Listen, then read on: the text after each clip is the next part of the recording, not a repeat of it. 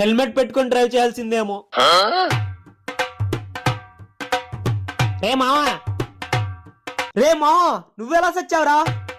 Running లో bus ఎక్కుదాని try చేశారా, కానీ జస్ట్ మిస్ రా.